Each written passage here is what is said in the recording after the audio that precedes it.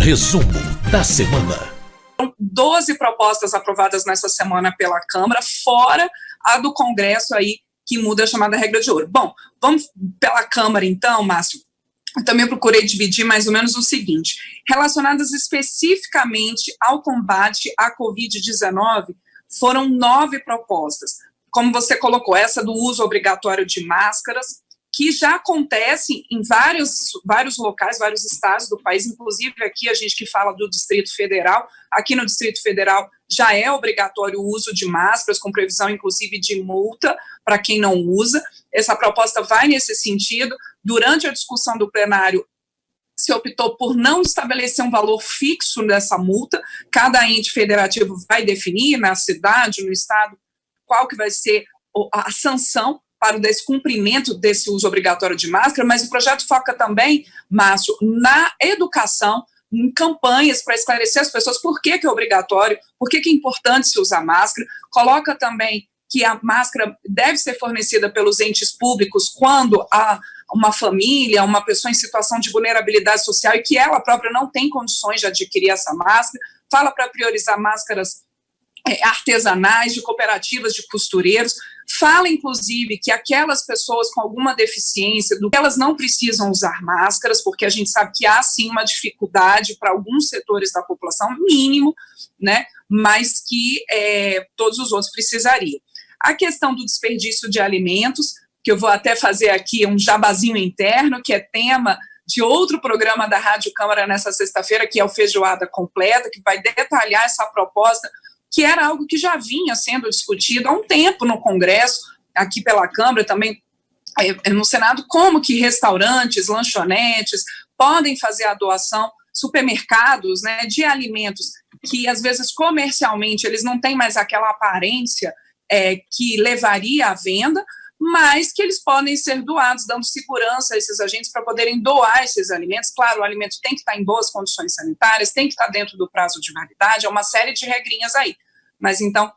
foi aprovada essa proposta. A questão da perícia do INSS, né, Márcio, para algumas doenças, por exemplo, aposentadoria, auxílio-doença, para algumas pessoas que têm doenças degenerativas, quem tem algumas doenças autoimunes, para que elas não tenham que se submeter a essas convocações do INSS para perícia neste momento de pandemia, em que, naturalmente, elas são, inclusive, mais suscetíveis e são de grupo de risco, no caso, numa exposição maior, se elas acabarem pegando o Covid. Então, fica suspenso temporariamente. A questão, como você colocou, de 160 milhões de reais para instituições de longa permanência de idosos, a gente tem acompanhado que a Comissão Externa da Câmara sobre ações de combate à Covid-19 já fez 2 audiências públicas sobre esse assunto, a preocupação com essas instituições de idosos, que são idosos que já, pela idade, são grupo de risco para a Covid-19, mas que dependem, então, de seus cuidadores, das pessoas que estão nessas instituições, e a necessidade, então, de se comprar equipamentos de proteção individual, de se ter todo um plano ali para essas instituições, para que tanto os idosos que ficam lá, quanto os trabalhadores nesses locais também tenham segurança para atender a essas pessoas. Então, 160 milhões do governo federal para essas instituições. Também algo que gerou uma discussão muito interessante ontem em plenário, que é o projeto, Márcio, que estabelece um plano específico para o atendimento de indígenas e quilombolas nesse combate à pandemia de Covid-19. Inclusive, a relatora dessa proposta foi a deputada Joênia Wapichana, da Rede de Roraima, a única representante indígena no parlamento, a primeira mulher indígena eleita deputada federal, e ela coloca ali realmente um plano para que haja necessidade de uma coordenação federal no atendimento a essas comunidades, que sejam respeitados os aspectos culturais desses indígenas, e que não só os indígenas que vivem em aldeias, mas que indígenas também que eventualmente estejam na cidade, até indígenas de outros países que tenham buscado abrigo aqui no Brasil, que eles também possam ser atingidos nesse plano específico para atendimento deles, para que seja possível a distribuição de alimentos, que seja possível a distribuição de sementes, de insumos para a agricultura, que eles também, Márcio, tenham acesso facilitado aos benefícios sociais para quem está em situação de vulnerabilidade social nesse momento de pandemia da Covid-19, até faço de novo o nosso jabazinho, houve entrevista específica sobre esse assunto aqui no painel eletrônico com a autora desse projeto, a deputada Rosa Neide, e falando então dessa dificuldade que até na ida às agências da Caixa Econômica para buscar o benefício, por exemplo, de R$600, como muitos indígenas têm se contaminado, e que então o governo pense numa forma específica para que esses indígenas tenham acesso facilitado a esses benefícios sem precisar se expor. Medidas semelhantes também em relação aos quilombolas, e vale também dizer, Márcio, que para aquelas comunidades indígenas isoladas, que têm pouquíssimo contato, então, com a nossa cultura, que esse isolamento seja respeitado e que elas sejam contactadas ali, que só haja aí dessas comunidades, se de fato houver um risco de contaminação por Covid-19, mas que o grande aspecto aí também dessa proposta, que se respeite a cultura de cada um desses povos. Então, foi algo muito debatido, e a própria relatora, a deputada Joênia Wapichana, ontem, né, nessa quinta-feira no plenário, foi muito elogiada na sua luta, inclusive, para que essa proposta fosse aprovada pelos deputados. Temos ainda aí indenização de R$50 mil para dependentes de profissionais de saúde que tenham ficado incapacitados ou que tenham até falecido por conta da Covid-19. Essa indenização ela é possível, inclusive se a morte